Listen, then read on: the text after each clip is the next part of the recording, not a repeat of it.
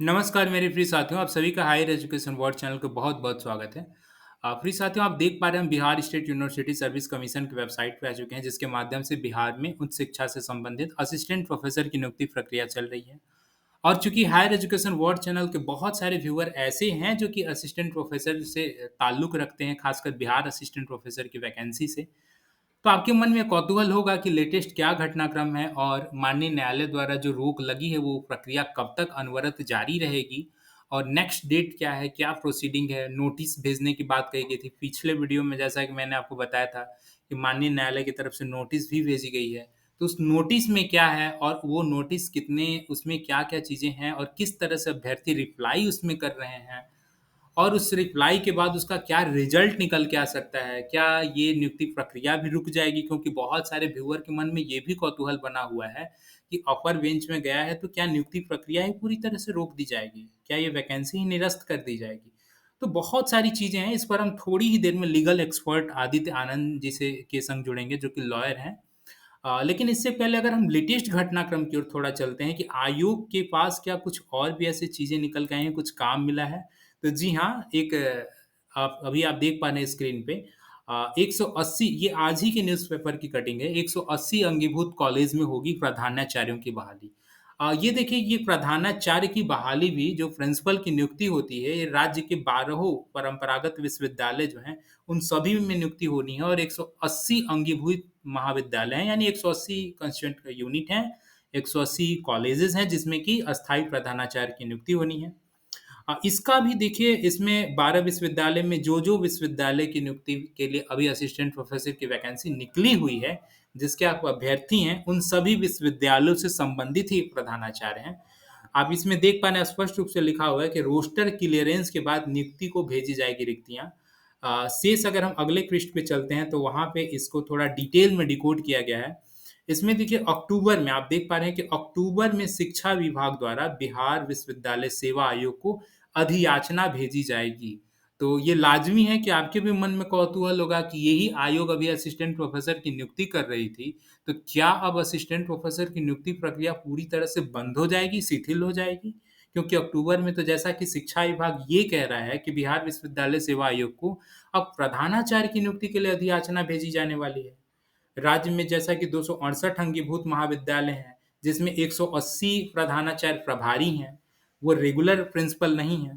तो 180 प्रधानाचार्य की नियुक्ति के लिए जब अक्टूबर में अधियाचना भेजी जाएगी, तो ये भी प्रश्न चिन्ह उठता है कि क्या आने वाले समय में प्रधानाचार्य की नियुक्ति शुरू हो जाएगी? असिस्टेंट प्रोफ़ेसर की नियुक्ति प्रक्रिया रोक दी जाएगी? तो जी नहीं, ऐसा नहीं होगा। ऑर्डर माननीय न्यायालय की तरफ से जैसे ही ऑर्डर आता है, तो ऐसी उम्मीद की जाती है कि प्रधानाचार्य की नियुक्ति तो संग-संग चलेगी ही चलेगी, अगर अगर शिक्षा विभाग अक्टूबर में ये चीज़ें भेज देता है। तो प्रधानाचार्य की नियुक्ति तो चलेगी ही चलेगी, संग-संग इसकी भी नियुक्ति चलेगी। और चूँकि उसमें बहुत ज़्यादा वैकेंसी नहीं है, केवल आप देख पा रहे हैं 180 ही प्रधानाचार्य की नियुक्ति की जानी है, तो इसमें बहुत ज़्यादा समस्या नहीं है, इसमें बहुत ज़्यादा सब्जेक्ट एक्सपर्ट और इस तरह की भी चुनौती नहीं है। तो ये जल्दी ही चीज़ें हो जाएँगी, लेकिन हाँ, संग-संग असिस्टेंट प्रोफ़ेसर की भी नियुक्ति प्रक्रिया के लिए जिसके लिए आयोग गठन किया गया है, वो भी प्रक्रिया चलेगी। मैं आगे बढ़ूँ इससे पहले थोड़ा-सा ब्रीफ़ में देख लें, आपके मन में कौतूहल होगा कि ये प्रिंसिपल बनने के लिए क्या एलिजिबिलिटी होती है? तो देखिए शिक्षा विभाग द्वारा जो प्रिंसिपल बनने के लिए अभी इस पे अनुशंसा कुलपति एवं कमेटी की अनुशंसा के आधार पर इनका पहली बात तो ये 5 साल का कार्य अवधि होगा, ये नियुक्त होंगे। लेकिन इनका कुलपति और कमेटी की अनुशंसा के आधार पर 5 साल और कार्यकाल बढ़ाया जा सकता है। यानी मान के चलें कि ऐसी स्थिति में जिनकी अभी प्रिंसिपल की नियुक्ति होगी वो 10 साल तक के लिए रहेगी और इसके लिए देखिए पीएचडी अनिवार्य होता है। प्रोफ़ेसर, एसोसिएट प्रोफ़ेसर के संग-संग कम से कम 15 वर्ष का टीचिंग एक्सपीरियंस या रिसर्च अनुभव ज़रूरी होता है। कम से कम 10 रिसर्च पेपर पब्लिकेशन होते हैं। देखिए पीयर रिव्यूड या यूजीसी लिस्टेड जर्नल में किसी में करा सकते हैं। कम से कम 110 रिसर्च स्कोर भी ज़रूरी है, ठीक है? तो आप ये देखें कि प्रिंसिपल की नियुक्ति जैसा कि अक्टूबर में इसकी अधियाचना भेजी जाने वाली है। वैसे सरकारी कार्यक्रम कुछ और होते हैं इस पर, लेकिन ये एक्टिविटी ये कितना ज़्यादा एक्टिव होकर के कितने जल्दी से प्रक्रिया को शुरू करते हैं, आने वाला वक़्त बताएगा।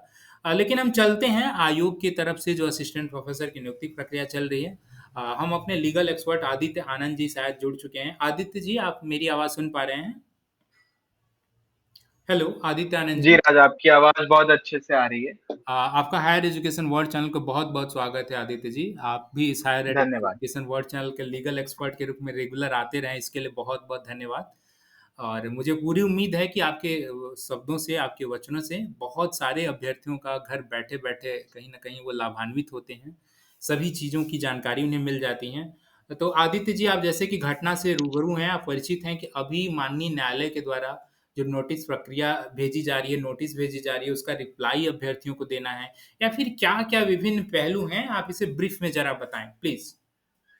जी राज, मैं वो पहले शुरू करने के पहले मैं एक स्क्रीन शेयर कर देता हूँ, ताकि कुछ अभ्यर्थियों जिनको नोटिस ऑलरेडी मिल चुका है, वो लोग भी देख सकें नोटिस क्या है, कैसा है। तो आप मुझे जस्ट 1 मिनट दें। जी। जैसा कि मैं आपको बता देना चाहूँगा, अभी जो नियुक्ति प्रक्रिया चल रही है, माननीय न्यायालय की तरफ से इसमें रोक लगाई गई है और इसमें कई अभ्यर्थियों को नोटिस भेजे गए। अभ्यर्थी इन द सेंस कि जो एप्लीकेंट थे, जिन्होंने केस फाइल किया था, उन्हें नोटिस भेजी गई है और इस नोटिस अ, का जी, जी। जी राज, जैसा आप देख रहे होंगे मेरा स्क्रीन अगर विज़िबल है, तो आप एक बार कन्फर्म कर दें। बिल्कुल, बिल्कुल विज़िबल है। हाँ, तो जैसा हमने पिछले ऑर्डर में देखा था, जो 30 अगस्त 2023 को जो ऑर्डर आया था, उसमें चीफ जस्टिस जो जजेस थे, ऑनरेबल जजेस ने एक ऑर्डर लिखवाया कि जिन लोगों को नोटिस नहीं गया हुआ है इस केस में, उनको नोटिस भिजवाया जाए 2 हफ्ते के अंदर, और उसके बाद जो है केस की फर्दर सुनवाई होगी। तो हम जैसा देख सकते हैं, खैर 2 हफ्ते में तो नोटिस नहीं पहुँच पाया, उसमें लंबा प्रक्रिया, लंबा टाइम लग जाता है, जो भी प्रोसीजरल वर्क है उसे पूरा करने में।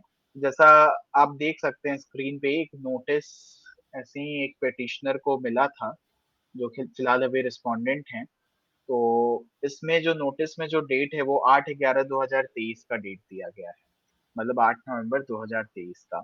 तो मेनली अगर मैं आपको ब्रीफली पूरा प्रोसीजर बताना चाहूँ कि नोटिस में क्या है, क्योंकि ये नोटिस बहुत बड़ा है, 115 पेज का है, तो हम लोग ब्रीफली ही इसको डिस्कस कर लेते हैं, इतना डिटेल में जाने की ज़रूरत नहीं है। तो क्या होता है कि जब 2 साइड के बीच कोई भी केस चलता है, और बेसिकली जजमेंट आने के पहले दोनों साइड को जजेस सुनते हैं। दोनों साइड का जो भी पक्ष और विपक्ष होता है, उसमें जो भी उनका आर्ग्यूमेंट्स होता है, इधर से उधर से जो भी है, वो दोनों लोग को सुनकर ही कोई भी फैसला दिया जाता है।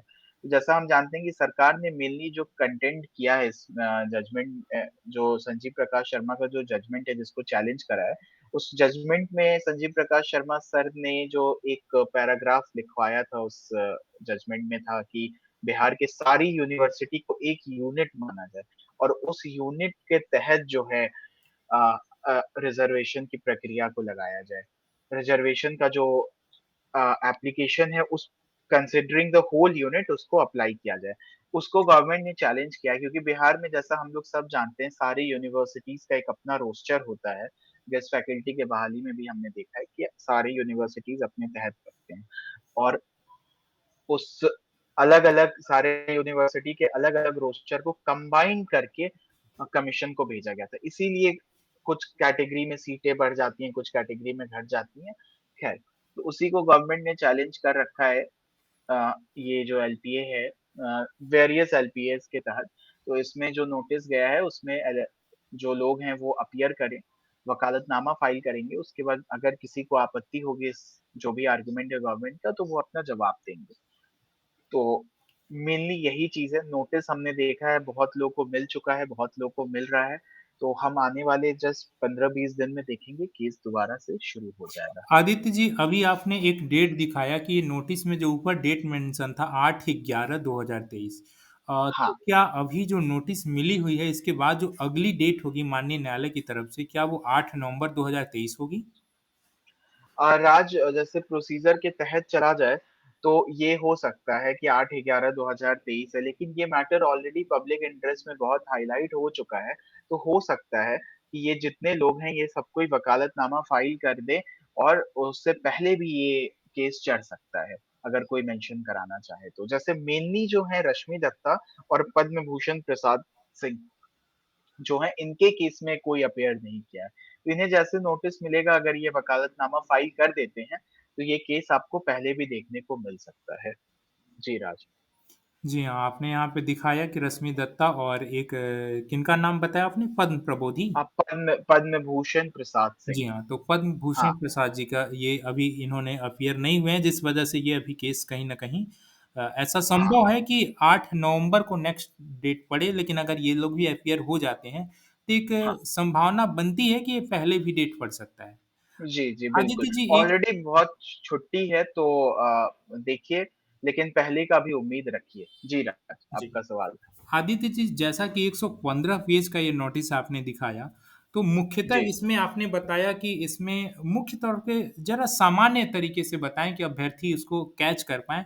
इसमें मुख्यतः हाँ। नोटिस में क्या आदेश दिया गया है, क्या माँगा गया अभ्यर्थियों की तरफ से? और दूसरी बात, ये रिप्लाई क्या फ़ाइल करेंगे और उसका क्या इम्प्लीमेंट नज़र आएगा? आने वाले समय में क्या अभ्यर्थियों को लाभ होगा या फिर क्या चीज़ें होंगी?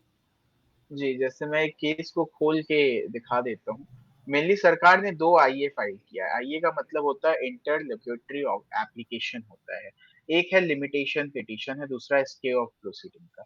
लिमिटेशन पिटीशन ये होता है कि एक फिक्स टाइम के बाद जब आप एलपीए में जाते हैं, जब हमने बहुत पहले भी वीडियो में देखा है कि सरकार या कोई भी एलपीए फाइल करने के लिए एक फिक्स टाइम दिया जाता है कि आप 60 दिन या 90 दिन के अंदर फाइल कर दें। लेकिन अगर आप उसके बाद फाइल करते हैं, तो आपको एक लिमिटेशन पिटीशन भी लगाना पड़ता है, जिसमें आपको कारण बताना पड़ता है कि आपको डिले हुआ है, तो किस वजह से हुआ है। तो हमने ऐसा बहुत सारे केस में देखा 30 अगस्त वाले ऑर्डर में जिस डिले को कंडोन कर दिया जाता है। मतलब एक तरह से कोर्ट जो है अलाउ कर देती है कि ठीक है, हम ये डिले एक्सेप्ट करते हैं, ये रीज़न था। तो लिमिटेशन पिटीशन तो बस एक मेरे नज़र में बहुत यहाँ पे बहुत बड़ा हर्डल नहीं है। दूसरा जो है आईए है वो स्टे ऑफ प्रोसीडिंग्स को लेके है। स्टे ऑफ प्रोसीडिंग्स जो है उसका ये मतलब हुआ कि जो जजमेंट आ चुका था, जो संजीव प्रकाश शर्मा सर का जो जजमेंट है Amod Prabodhi versus state of Bihar का, उस जजमेंट पे स्टे लगा देना, मतलब उसके ऑपरेशन को उसको इम्प्लीमेंट नहीं करने देना। यही 2 आईए है जिसपे गवर्नमेंट जो है प्रे कर रही है। अब उसको क्यों स्टे लगाना है, तो सरकार का कहना है कि जजमेंट में वो जो स्पेसिफिक पैराग्राफ है, जिसमें सारी यूनिवर्सिटी को एक यूनिट मानने का बात किया गया है, वो गलत है।